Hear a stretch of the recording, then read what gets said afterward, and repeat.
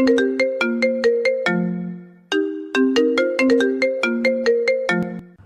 যে বন্ধুরা শুনছো, নতুন নতুন রোমান্টিক ভালোবাসার গল্প পেতে ও শুনতে চাইলে আমাদের সাগর অফিসিয়াল চ্যানেলটি সাবস্ক্রাইব করে বেল বাটনটি অন করে দিও। লাইক কমেন্ট করতে মোটেও ভুলবেন না কিন্তু।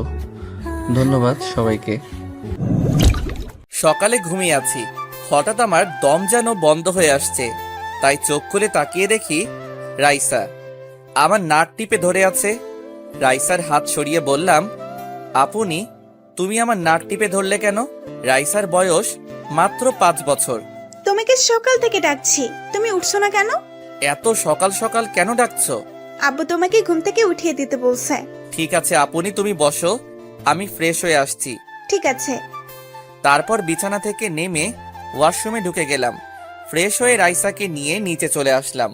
নিচে এসে দেখি নানা নানি আর মামা মামি আমার জন্য নাস্তার টেবিলে বসে আছে। Good morning. Good morning. মামা আমাকে ডাকছো? তুই না দেশে যাবি বলছিস, তোর সব কিছু গুছিয়ে রাখ, আজ রাত 12টায় তোর ফ্লাইট। আব্বু, আমি ভাইয়ের সাথে বাংলাদেশে যাব। মামনি, আমরা সবাই আরো কিছুক্ষণ পরে যাব। না না, আমি ভাইয়ের সাথে যাব। দাদু ভাই, আমরা পরে যাব। রাইসা আপনি ভাইয়া আবার আসবো, তখন তোমাকে নিয়ে যাব আর তোমার সাথে সব সময় মোবাইলে কথা বলবো। তাহলে ঠিক আছে, আমার সাথে কিন্তু সব সময় কথা বলতে হবে। ওকে আপনি। তারপর সবার সাথে নাস্তা করে মার্কেটে চলে গেলাম গাড়ি নিয়ে। বাড়ির সবার জন্য মার্কেট করে নিয়ে আসলাম।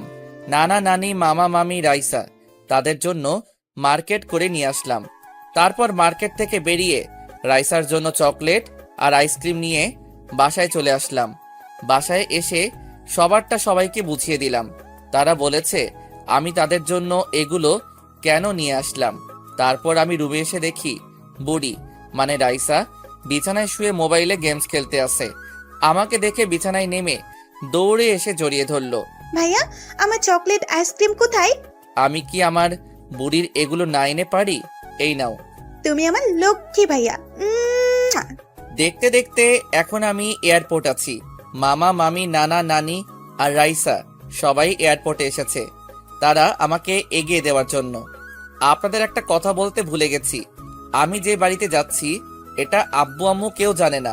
আপু, দুলাভাই যদি ফোন দিয়ে জিজ্ঞেস করে তুই কোথায়, তখন কি বলবো? বলবে আমি বাহিরে কোথাও আছি, আর আমি তো সকালে বাড়িতে পৌঁছে যাব। আমার মনে হয় না আর এখন ফোন দিবে। যখন সময় পাবি এখানে চলে আসবি।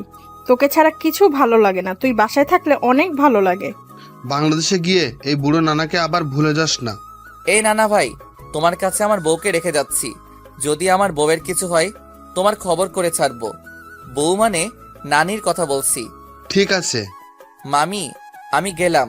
আমার ছোট বউয়ের খেয়াল রাখবে আর তোমার শরীরের যত্ন নিও।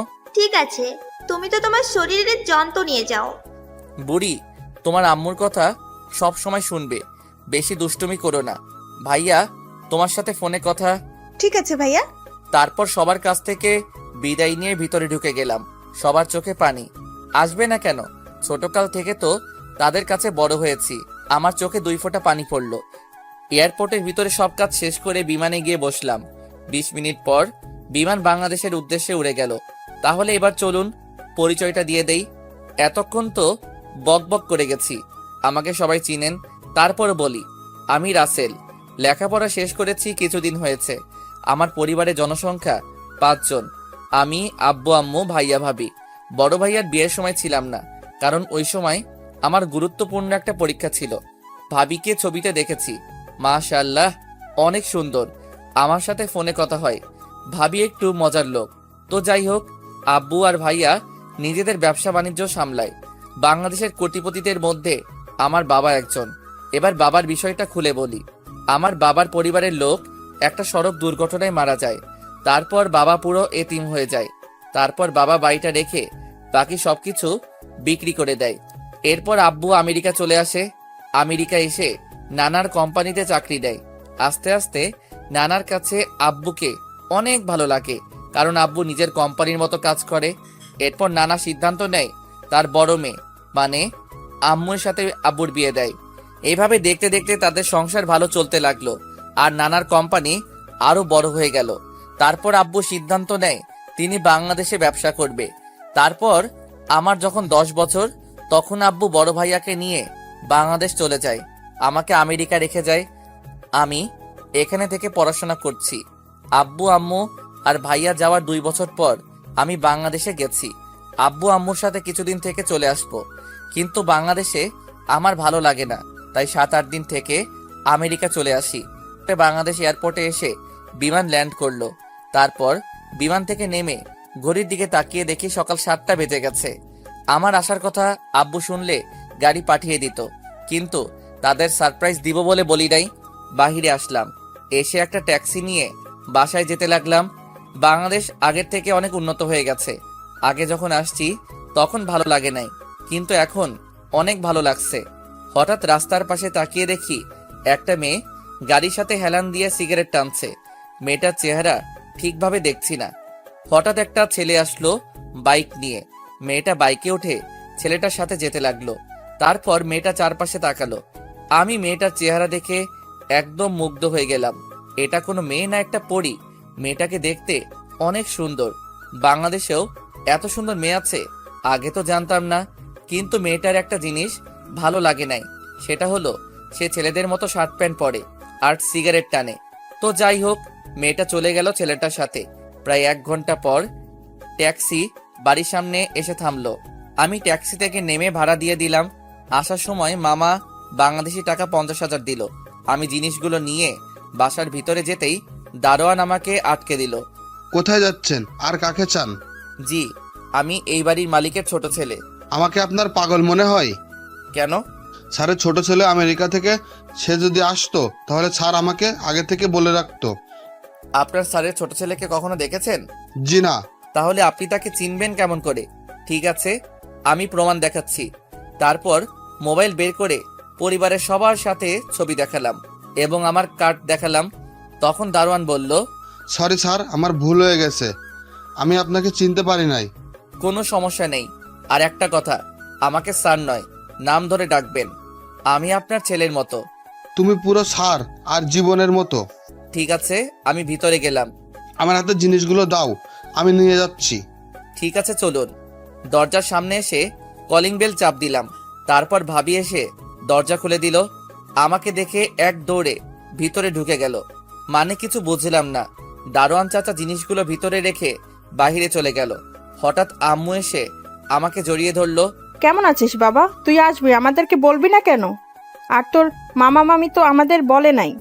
আসলে আম্মু মানা করছি, তোমাদের সারপ্রাইজ দিব বলে বলি নাই। তুমি কেমন আছো আম্মু? আমি এখন অনেক ভালো আছি তোকে দেখার পর।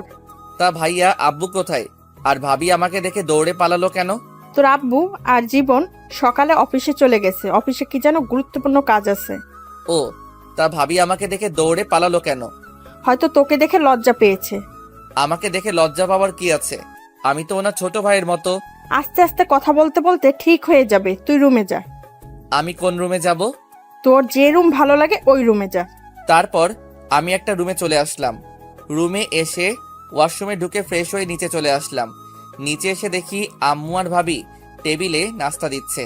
আমি গিয়ে একটা চেয়ার টেনে বসলাম। সাদিয়া, রাসেলকে নাস্তা দাও। দিচ্ছি আম্মু। কি ব্যাপার ভাবি, তুমি আমাকে দেখে এত লজ্জা পাও কেন? মোবাইলে তো ভালো দুষ্টুমি করছো। তখন তো মোবাইলে বলছি, তাই তেমন লজ্জা পাইনি। এখন তো সামনাসামনি, তাই একটু লজ্জা পাচ্ছি। লজ্জা পাওয়ার কিছু নেই, আমি আপনার ছোট ভাইয়ের মতো। তারপর নাস্তা করে রুমে চলে আসলাম। রুমে এসে একটা ঘুম দিলাম। বিকেলে ঘুম থেকে উঠে দেখি 5টা বাজে। পুরো রাতে ঘুমাইনি তো, তাই ঘুম ভাঙতে দেরি হয়েছে। আব্বু হয়তো বুঝতে পারছে আমি পুরো রাতে জার্নি করে আসছি, তাই আর ডাকে নাই। বিছানা থেকে নেমে ওয়াশরুমে ঢুকে ফ্রেশ হয়ে একটা জামা গায়ে দিয়ে নিচে আসলাম। তারপর আম্মুকে বলে বাহিরে এসে গাড়ি নিয়ে মার্কেটে চলে আসলাম। মার্কেট থেকে একটা সিম কার্ড কিনে বাসায় চলে আসলাম। বাসায় এসে কলিং বেল চাপ দিলাম। ভাবি এসে দরজা খুলে দিল। ভিতরে ঢুকে দেখি আব্বু আর ভাইয়া সোফায় বসে কফি খাচ্ছে। কিরে, কেমন আছিস? কাউকে না বলে আসিস যে? আমি ভালো আছি, তোমাদের সারপ্রাইজ দিব বলে। তোর নানা নানি, মামা মামি আর বুড়ি কেমন আছে? সবাই ভালো আছে। সবার সাথে কিছুক্ষণ গল্প করে রুমে চলে আসলাম। তারপর মামির কাছে ফোন দিলাম। সবার সাথে কথা বলে রাতের খাবার খেতে চলে গেলাম। তা এখন কি করবি?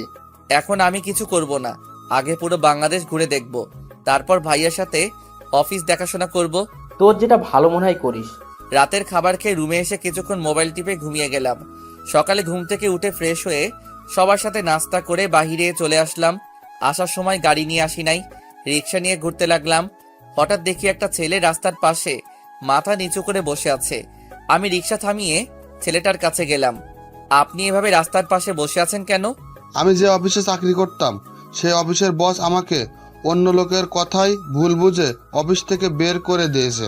এখন আমি আমার পরিবার নিয়ে কিভাবে চলবো? পরিবারের সব দায়িত্ব আমার উপর। তোমার অফিসে কি হয়েছে যার জন্য তোমাকে বের করে দিল? অফিসের বস তার অফিসের একটা কর্মচারীকে একটা ফাইল দিয়েছে, তাকে ফাইলটা করে দেওয়ার জন্য, কিন্তু সে ফাইলটা ঠিকভাবে করতে পারে নাই।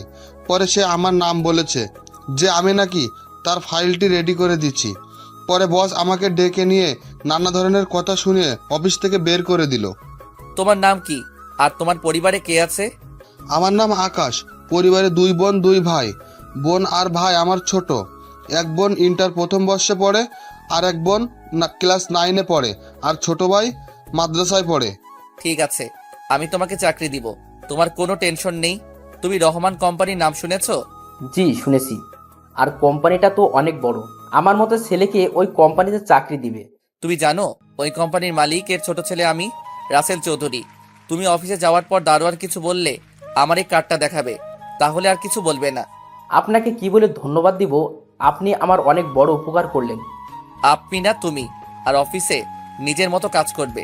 আর বেতনের কথা আমি ফোনে বলে দিব, ওটা নিয়ে তোমার চিন্তা করতে হবে না। তোমার কাগজপত্র সব নিয়ে যাবে। আকাশ চলে গেল। আমি আর দাঁড়িয়ে না থেকে রিক্সা নিয়ে একটা পার্কের সামনে চলে গেলাম, আর রিক্সা চালক চাচাকে 2000 টাকা দিলাম। বাবা, আমাকে এত টাকা দাও কেন? আমার তো ভাড়া মাত্র 50 টাকা। চাচা, আমি আপনাকে খুশি হয়ে দিয়েছি। কিন্তু বাবা, চাচা মনে করেন আপনার ছেলে টাকাটা দিছে। তোমার মতো ছেলে হয় না। দোয়া করি আল্লাহ যেন তোমার মতো ছেলে সবার ঘরে দেয়। চাচা, আপনার পরিবারে কে কে আছে? আমার পরিবারে আমি, তোমার চাচি আর একটা মেয়ে আছে। সে এবার ক্লাস 10-এ পড়ে। ও, তো চাচা এই কার্ডটা রাখেন। যদি কখনো কোনো সমস্যা হয় এই নাম্বারে একটা ফোন দিবেন, আমি সব সময় আপনার পাশে আছি। ঠিক আছে বাবা। তারপর চাচা চলে গেল। আমি পার্কের ভিতরে ঢুকে গেলাম। ভিতরে ঢুকে দেখি সব জোড়া জোড়ায় বসে আছে। হঠাৎ একটা জায়গায় চোখ পড়তে আমি পুরো অবাক হয়ে গেলাম। ভালোবাসা শব্দটা হয় না কখনো পুরনো, হয় না কখনো মলিন, হয় না ধূসর কিংবা বর্ণহীন, যা শুধু রংধনুর রঙে রঙিন, হোক না সেটা এপার কিংবা ওপারের। তারপরেও ভালোবাসা তো শুধুই ভালোবাসা। শুধু কাছে পাওয়ার জন্য ভালোবাসা নয়, শুধু ভালো লাগার জন্য ভালোবাসা নয়। নিজের সুখ বিসর্জন দিয়ে ভালোবাসার মানুষকে সুখী রাখার নামই ভালোবাসা। তারপর চাচা চলে গেল। আমি পার্কের ভিতরে ঢুকে গেলাম। ভিতরে ঢুকে দেখি সব জোড়ায় জোড়ায় বসে আছে। হঠাৎ একটা জায়গায় চোখ পড়তে আমি পুরো অবাক হয়ে গেলাম। দেখি গতকালে সেই মেয়েটা বাইকের উপর বসে আছে, আর কিছু ছেলে একটা ছেলেকে মারতে আসে। তখন আমি একটা লোককে জিজ্ঞেস করলাম, ভাই ওরা ছেলেটাকে এভাবে মারছে কেন? ওই যে বাইকের উপর বসে আছে, সে হচ্ছে এই এলাকার এমপির মেয়ে মারিয়া। ছেলেটা পানি খাওয়ার সময় মারিয়ার গায়ে পানি পড়েছে, তারপর ওর লোকেরা তাকে মারতে লাগলো। ছেলেটা হয়তো ইচ্ছে করে পালাই নাই। আমি দেখছি মারিয়া মেয়েটা ইচ্ছা করে ছেলেটার সাথে ধাক্কা খেয়েছে। মেয়েটা অনেক খারাপ, গরিবকে মানুষ মনে করে না, তার বাবার পাওয়ারে চলে। এমপি সাহেব কিছু বলে না। ঠিক আছে, আমি দেখছি। ওখানে গেলে আপনাকে মারবে, ওখানে যাবেন না। আপনি শুধু দাঁড়িয়ে দাঁড়িয়ে দেখুন। আমি সোজা গিয়ে মারিয়ার গালে 2টা থাপ্পড় মেরে দিলাম। পার্কের সবাই অবাক চোখে তাকিয়ে আছে, হয়তো ভাবছে আমি কে আর আমার কত বড় সাহস আমি এমপির মেয়ের গালে থাপ্পড় মেরেছি। কুত্তার বাচ্চা, তোর সাহস কি করে হয় এমপির মেয়ের গায়ে হাত তোলার? চুপ, আর একটা কথা বলবি না। তুই নিজেকে কি মনে করিস? বাবার ক্ষমতা দেখিয়ে যা ইচ্ছা তাই করে যাবি? আগে এটা মনে রাখবি, এই মানুষদের জন্য তোর বাবা এমপি হয়েছে, সো তাদের সম্মান দিতে শিখবি। তুই কে রে? আমি তোর কথা মতো চলবো? ওই তোরা দাঁড়িয়ে আছিস কেন? ওকে বুঝিয়ে দে আমার গায়ে হাত তোলার পরিণাম কত ভয়ঙ্কর। মারিয়ার কথায় সবগুলো আমাকে মারতে আসলো। আমি সবগুলোকে মারতে রাখলাম। ওরা ছিল 5 জন। এই 5 জনকে মারতে আমি একাই যথেষ্ট। আমি আমেরিকা থেকে জিম করে বডি বানিয়ে রেখেছি। সবগুলা মায়ের খেয়ে দৌড়ে পালাও। তোকে আর যদি কখনো দেখি মানুষকে অন্যায়ভাবে তাদের গায়ে হাত তুলতে, তখন আমার থেকে কেউ খারাপ হবে না বলে পার্ক থেকে বেরিয়ে চলে আসলাম বাসায়। কলিং বেল চাপ দিলাম, ভাবি এসে দরজা খুলে দিল। এতক্ষণ কোথায় ছিলে তুমি? একটু বাইরে ঘুরতে গেছি ভাবি। আমাকে নিয়ে গেলে না কেন? তুমি তো আমার সাথে লজ্জায় কথা বলতে পারো না, আর তুমি কি আমাকে বলছো? আমি বলি নাই, তুমি জিজ্ঞেস করছো। সারাদিন বাসায় থাকি, কোথাও ঘুরতে যেতে পারি না? তোমার ভাই সারাদিন অফিসে থাকে। তুমি বলো, একা একা বাসায় ভালো লাগে? একা কোথায়? আম্মু তো বাসায় আছে। আম্মুর সাথে তো গল্প করি, আমি কি বাইরে ঘুরতে যেতে পারি না? ঠিক আছে ভাবি, বিকালে রেডি হয়ে থেকো, তোমাকে নিয়ে ঘুরতে যাব। তুমি আমার লক্ষ্মী দেবর। তুমি ফ্রেশ হয়ে আসো, আমি খাবার দিচ্ছি। আমি রুমে এসে ওয়াশরুমে ঢুকে গোসল করে একটা জামা গায়ে দিয়ে নিচে চলে আসলাম। টেবিলের সামনে এসে দেখি ভাবি সব খাবার সাজিয়ে রেখেছে। আমি একটা চেয়ার টেনে বসলাম। আম্মু কোথায় ভাবি? খাবার খাবে না? তুমি বসো, আমি আম্মুকে ডেকে আনছি। ভাবি আম্মুকে ডেকে নিয়ে আসলো। আমার পাশে একটা চেয়ার টেনে বসালাম। আপনাদের একটা কথা বলে রাখি, আমার মায়ের পুরো পরিবার আমেরিকার নাগরিক। আব্বু সবাইকে বাংলা ভাষা শিখিয়েছে। ভাবি আমাকে আর আম্মুকে খাবার বেড়ে দিল। আম্মু, একটা কথা বলবো, রাগ করবে না তো? কি কথা বৌমা? তুমি আমার আম্মু, তোমাকে বলবো না তো কাকে বলবো? ঠিক আছে রাসেল, তুই সাদিয়াকে আজকে একটু বাইরে নিয়ে ঘুরে আসিস। সেটা তোমাকে বলতে হবে না, ভাবি আমাকে বাসায় আসার পর বলেছে। ও, তারপর খাওয়া দাওয়া করে রুমে চলে আসলাম। রুমে এসে বিছানায় শুয়ে মোবাইল নিয়ে ভাইয়াকে ফোন দিলাম। বল। কি করো ভাইয়া? খাওয়া দাওয়া হয়েছে? মাত্র আব্বু আর আমি খাওয়া দাওয়া করে আসলাম। ও, তোমাকে যেটার জন্য ফোন দিছি, তোমার কাছে আকাশ নামে একটা ছেলেকে পাঠিয়েছি, সে কি গেছে? আসছে। তোর কথা বলায় চাকরি দিয়ে দিছে, আর বেতন প্রথম অবস্থায় 30,000 টাকা ধরেছে। বলেছে কাজ দেখে পরে বাড়িয়ে দিবে। অনেক ধন্যবাদ ভাইয়া। আর একটা কথা, তাদের একটা ফ্ল্যাট দিয়ে দিও, আর আসা যাওয়ার জন্য অফিস থেকে একটা গাড়ি দিও। ঠিক আছে, আগে তার কিছুদিন কাজ দেখি, তার দিব। ওকে। আর তুমি কি আজকে একটু তাড়াতাড়ি বাসায় আসতে পারবে? কেন? আসলে ভাবিকে নিয়ে বিকালে বাইরে ঘুরতে যাব, যদি তুমি সাথে থাকো তাহলে অনেক ভালো লাগবে। ঠিক আছে, আমি চলে আসবো। আরো কিছুক্ষণ কথা বলে রেখে দিলাম, তারপর একটা ঘুম দিলাম। বিকেলে ভাবি রুমে এসে ডাকতে লাগলো। কি হয়েছে ভাবি, ডাকছো কেন? দুপুরে কি কথা হয়েছে তোমার সাথে? ও সরি ভাবি, আমার মনে ছিল না। তুমি রেডি হয়ে নাও, আমি ফ্রেশ হয়ে রেডি হয়ে আসতেছি। ভাবি রুম থেকে বেরিয়ে গেল। আমি রেডি হয়ে রুম থেকে বেরিয়ে নিচে চলে আসলাম। নিচে এসে দেখি ভাইয়া চলে এসেছে। আমি ভাইয়াকে বললাম তাড়াতাড়ি রেডি হয়ে নিতে। কিছুক্ষণ পর ভাইয়া ভাবি রুম থেকে বেরিয়ে আসলো। দুজনকে অনেক মানিয়েছে। তারপর বাহিরে এসে গাড়ি নিয়ে বের হলাম। আমি গাড়ি চালাচ্ছি, ভাইয়া আর ভাবি দুজনে পিছনে বসেছে। তারপর একটা পার্কের সামনে গাড়ি থামালাম। ভাইয়া ভাবি নেমে ভিতরে ঢুকে গেল। আমি গাড়িটা পার্কিং করে ভিতরে ঢুকলাম। তাদের সাথে ঘুরতে ঘুরতে রাত 9টা বেজে গেছে। একটা রেস্টুরেন্টে ঢুকে খাবার খেয়ে বাসায় চলে আসলাম। বাসায় এসে যে যার রুমে চলে গেলাম। আম্মু বলেছে খাবার খেতে, আমরা বলেছি বাহির থেকে খেয়ে এসেছি। এভাবে দেখতে দেখতে আরো 7 দিন চলে গেল। মারিয়া মেয়েটাকে দেখি এখন বেশিরভাগ আমার সামনে ঘুরঘুর করে। আগের মতো জামা কাপড় পরে না, শাড়ি পরে থাকে। তাকে এভাবে দেখে আমার অনেক ভালো লেগেছে। একদিন সবাই মিলে সোফায় বসে কফি খাচ্ছি আর গল্প করছি। সেদিন শুক্রবার ছিল, তাই সবাই বাসায়। হঠাৎ কলিং বেল বেজে উঠল। আম্মু গিয়ে দরজা খুলে দিল। কিছুক্ষণ পর দেখি আম্মুর সাথে একটা আব্বুর বয়সী লোক আর আম্মুর বয়সী একজন মহিলা ভিতরে ঢুকলো। দেখো কে এসেছে। আরে রফিকুল যে, হঠাৎ না বলে আমার বাসায়? কেন, আমি কি তোর বাসায় আসতে পারি না? জি আলহামদুলিল্লাহ ভালো আছি, আপনি কেমন আছেন? আমি ভালো আছি। সাদিয়া মা, ওনাদের জন্য নাস্তার ব্যবস্থা করো। জি আপু। ভাবি চলে গেল ভিতরে। তুই তো আমার ছোট ছেলেকে দেখিস নাই।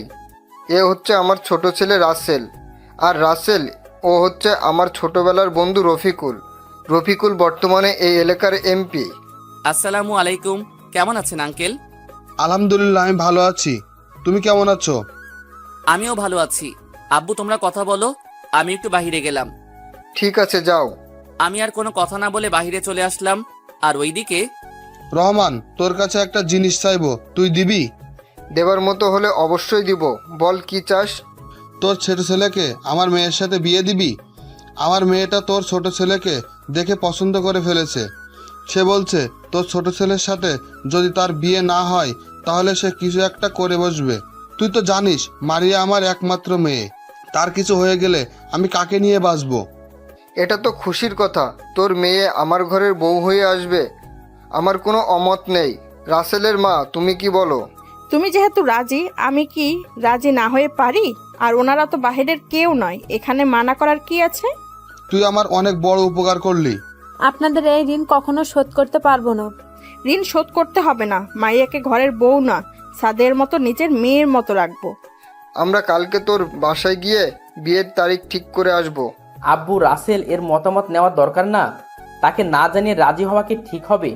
আমি জানি রাসেল আমার কথা ফেলবে না। ঠিক আছে, তুমি যেটা ভালো মনে করো। তারপর তারা আরো কিছু কথা বলে চলে গেল। আমি এখন বাসর ঘরের সামনে দাঁড়িয়ে আছি। আপনারা হয়তো ভাবছেন আমি এই বিয়েতে রাজি হয়েছি কেন।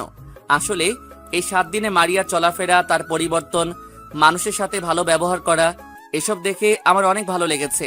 আর মারিয়াকে তো আমি প্রথম দেখায় ভালোবেসে ফেলেছি, তাই আব্বুর কথায় রাজি হয়ে গেছি। অনেক ধুমধাম করে বিয়েটা হয়ে গেল। অনেক বড় বড় লোক এসেছে বিয়েতে, আর আমেরিকা থেকে নানা নানি, মামা মামি আর আমার আপুনি এসেছে। বাসর ঘরের সামনে দাঁড়িয়ে আছি, ভাবি দরজার সামনে দাঁড়িয়ে আছে, আমাকে ঢুকতে দিচ্ছে না। ভাবি বলো, তোমার কি চাই? কেন দেবরজি, তুমি জানো না বাসর ঘরে ঢুকতে হলে আমার পাওনা দিয়ে ঢুকতে হবে? তোমার আবার কিসের পাওনা? আর আমি কি আগে বিয়ে করছি যে বাসর ঘরে ঢুকতে কি কি করতে হয় আমি জানবো? ঠিক আছে, আমি বলছি। আমার পাওনা হলো তোমার বাসর ঘর সাজিয়েছি, সেটার জন্য টাকা দিতে হবে। তা কত টাকা দিতে হবে? বেশি লাগবে না, 50,000 হলে হবে। ওকে, আমার এই কার্ডটা রাখো, তোমার যত খুশি খরচ করো, আর পাসওয়ার্ড তুমি জানো। তাহলে ঠিক আছে, এবার তুমি ভিতরে যাও। তারপর ভাবি আমাকে ধাক্কা দিয়ে ভিতরে ঢুকিয়ে দিয়ে বাহির থেকে দরজা লাগিয়ে দিল। আমিও ভিতর থেকে দরজা লাগিয়ে দিলাম। আর আমাকে বোকা পেয়েছে। আমি বিয়ের মার্কেট করে কার্ডের সব টাকা শেষ করে ফেলেছি। আমার জানা মতে কার্ডে 20 থেকে 25,000 টাকার মতো আছে। আমি বিছানার দিকে যেতে লাগলাম, কিন্তু ভাবির কাছে শুনেছি স্বামী বাসর ঘরে ঢুকলে স্ত্রী পা ধরে সালাম করতে আসে, কিন্তু মারিয়া তো কিছুই করলো না। মারিয়া বিছানায় ঘোমটা দিয়ে বসে আছে। আমি দাঁড়িয়ে না থেকে যেই না বিছানায় উঠতে যাব, তখন মারিয়া এমন কিছু বলবে আমি কখনো ভাবতে পারিনি। যেজন দিবসে রিচার্জ কিরায়া নিশিতে উড়াই টাকা, দেউলিয়া করিবে প্রেমিকা তাহার পকেট করিবে ফাঁকা। হাই রে দুনিয়া, যে ভালোবাসা বোঝে না তাকে ভালোবাসা শিখাতে যাবেন না, কারণ সে ভালোবাসা শিখবে আপনার কাছে, কিন্তু ভালোবাসবে অন্যজনকে, আর কষ্ট পাবেন আপনি। খবরদার, তুই আমার কাছে আসবি না। এই তুমি এটা কি বলছো? আমি তোমার স্বামী, আমি আসবো না তো কে আসবে? স্বামী? তুই ভাবলি কি করে আমি তোকে স্বামী হিসেবে মেনে নেব? আমি তোর উপর প্রতিশোধ নিতে বিয়ে করেছি। প্রতিশোধ মানে? আমার দোষটা কি? তুই ভুলে গেলি কিছুদিন আগে পার্কে সবার সামনে তুই আমার গায়ে হাত তুলছিস, তোর মনে নেই? আজ পর্যন্ত আমার বাবা মা আমার গায়ে হাত তুলে নাই। তোমার গায়ে হাত কেন তুলছি সেটা তুমি ভালো করে জানো। তুমি অন্যায়ভাবে একটা ছেলেকে মারছো, তাই বাধ্য হয়ে তোমার গায়ে হাত তুলছি। তুই এটাই তো বড় ভুল করছিস। আমি যা খুশি করব, তুই আমার গায়ে হাত তুলছিস কেন? এখন শুধু দেখবি আমি কি করি। তুই এখনো ওই মারিয়াকে চিনতে পারিসনি। তাহলে আমাকে বিয়ে করলে কেন? আমি তো তোমাকে বিয়ে করতে চাইনি। তুমি নিজেই তো আমাদের বাসায় তোমার বাবা মাকে পাঠিয়েছো। বিয়েটা না করলে তো তোর উপর প্রতিশোধ নিতে পারবো না, তাই তো মা বাবাকে পাঠিয়েছি। তাই বলে তুমি আমার জীবনটা এভাবে নষ্ট করে দিবে? আমি তো মনে করছি তুমি ভালো হয়ে গেছো, আগের মতো কারোর সাথে খারাপ ব্যবহার করো না, তাই বাবার কথায় রাজি হয়ে গেলাম। এটা তো তোকে দেখানোর জন্য করেছি, যাতে তুই আমার উপর দুর্বল হয়ে পড়িস আর বিয়েতে রাজি হয়ে যাস। তাহলে এখন তুমি কি করতে চাও? সেটা সময় হলে দেখতে পাবি। তুমি আমার সাথে যা করার করো, কিন্তু আমার পরিবারের সাথে কিছু করো না। তাহলে আমি তোকে যা বলবো তোকে তাই করতে